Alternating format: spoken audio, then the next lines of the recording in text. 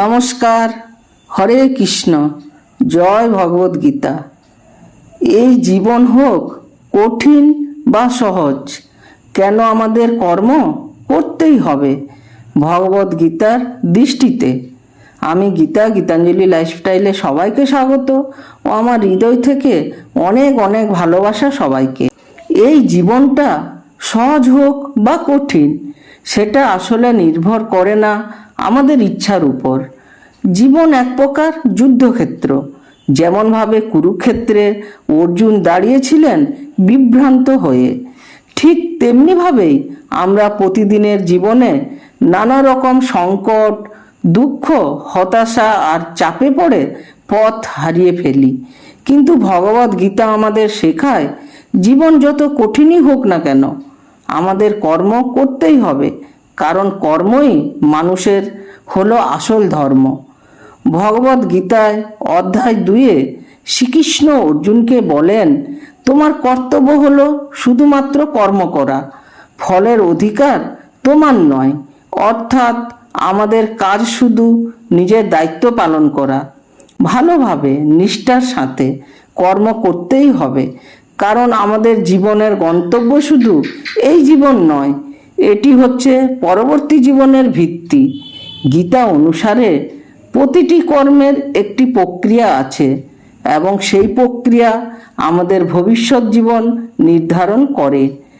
আজকে যদি আমরা কষ্ট পাই, যদি জীবন কঠিন মনে হয়, তাহলে গীতার ভাষায় সেটি আমাদের পূর্বজন্মের কর্মের ফল।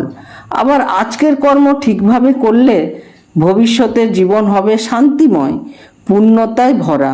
সুতরাং কষ্টের সময় ধৈর্য না হারিয়ে গীতা আমাদের শেখায় নিষ্কাম কর্ম, যে কর্ম শুধু দায়িত্ব পালন, কিন্তু কোনো লাভ বা ক্ষতির আশা না করা।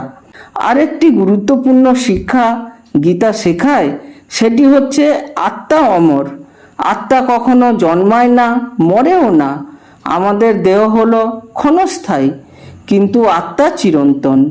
তাই শ্রীকৃষ্ণ অর্জুনকে বলেন, হে পার্থ, তুমি এই শরীরকে নয়, আত্মাকে নিয়ে ভাবো। এই আত্মা অনেক জন্ম ধরে চলে এসেছে এবং প্রত্যেক জন্মে সে অভিজ্ঞতা সঞ্চয় করেছে। এই জীবন সেই পথের একটি অংশ। তাই এই জীবনের প্রতিটি মুহূর্ত মূল্যবান, প্রতিটি কর্ম খুবই গুরুত্বপূর্ণ। এই কঠিন জীবনে হতাশ না হয়ে আমাদের উচিত নিজের কর্তব্য পালন করা। তুমি যদি ছাত্র হও, তাহলে পড়াশোনা করো মন দিয়ে। তুমি যদি শ্রমিক হও, তাহলে নিষ্ঠা নিয়ে কাজ করো। তুমি যদি গৃহিণী হও, তাহলে পরিবারকে ভালোবাসো, তাদের সেবা করো। কারণ গীতা বলে, যে নিজে কর্মকে পূজা মনে করে সে সর্বোচ্চ পূজারী। আমরা অনেক সময় ভাবি, জীবনে এত কষ্ট, এত ব্যর্থতা, তাহলে কেন এত কষ্ট করে কাজ করব? কিন্তু ভগবদ গীতা বলে, তুমি যদি নিজের কর্তব্য পালন না করো, তাহলে সমাজ ভেঙে পড়বে। তোমার কর্মের মাধ্যমে অন্যরা অনুপ্রাণিত হবে। এই পৃথিবীতে আমরা সবাই একে অপরের দায়িত্বের অংশ। তুমি যদি সত্যবাদী হও, অন্যদেরও উৎসাহিত করবে সত্য বলার জন্য। তুমি যদি পরিশ্রমী হও, তারাও পরিশ্রম করবে। তুমি যদি আত্মবিশ্বাস হারাও, তাহলে তারাও হারাবে।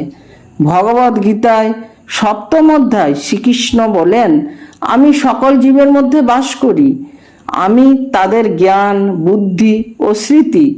তাই যদি আমরা ভগবানের উপর আস্থা রাখি, নিজের কর্তব্যে অবিচল থাকি, তাহলে তিনি আমাদের পথ দেখাবেন। এমনকি যদি আমরা ব্যর্থ হই, তবুও সেই চেষ্টা বৃথা যায় না। গীতা বলে, একটি সদ্গতি কর্ম কখনোই নষ্ট হয় না। এই জীবনে যদি আমরা সত্যিকারের শান্তি চাই, তাহলে আমাদের মনকে স্থির রাখতে হবে। গীতা বলে, যার মন স্থির, যিনি ইন্দ্রিয় নিয়ন্ত্রণে রাখতে পারেন, তিনিই প্রকৃত যোগী। আজকের সমাজে যেখানে মানসিক চাপ, হতাশা আর উদ্বেগ দিন দিন বাড়ছে, সেখানে গীতার এই শিক্ষা আমাদের শান্তি দিতে পারে। শেষে বলা যায়, জীবন হোক কঠিন বা সহজ, তাতে কিছু যায় আসে না। আমাদের কাজ হচ্ছে নিজের আত্মাকে আরো উন্নত করা, ভবিষ্যৎ জীবনের জন্য ভালো ভিত্তি তৈরি করা। এই ভিত্তি গড়ে তোলা যায় শুধু নিজের কর্ম দিয়ে, নিষ্কাম কর্ম, যে কর্মে নেই অহংকার, নেই প্রত্যাশা, আছে শুধু কর্তব্যবোধ। তাই বন্ধুরা, গীতার কথা মনে রাখো, এই জীবন শুধু একটি ধাপ, এবং এই ধাপের উপর নির্ভর করে পরবর্তী ধাপ। চলুন আমরা সবাই মিলে প্রতিজ্ঞা করি, এই জীবনটা যেভাবেই হোক আমরা কাজ করব নিষ্ঠা আর বিশ্বাস নিয়ে, কারণ সেটাই আমাদের প্রকৃত ধর্ম এবং সেটাই আমাদের মুক্তির পথ। এই ভিডিওটা যদি ভালো লেগে থাকে তাহলে লাইক, কমেন্ট, শেয়ার দিয়ে আমাকে উৎসাহিত করবেন। আর আমার চ্যানেলটাকে সাবস্ক্রাইব করুন, বেল আইকন প্রেস করুন, যাতে পরবর্তী ভিডিও অতি সহজেই আপনাদের কাছে চলে যায়। আর আমি ঈশ্বরের কাছে প্রার্থনা করি আপনারা সবাই সুস্থ থাকবেন ও ভালো থাকবেন। এই বলে শেষ করছি। ধন্যবাদ।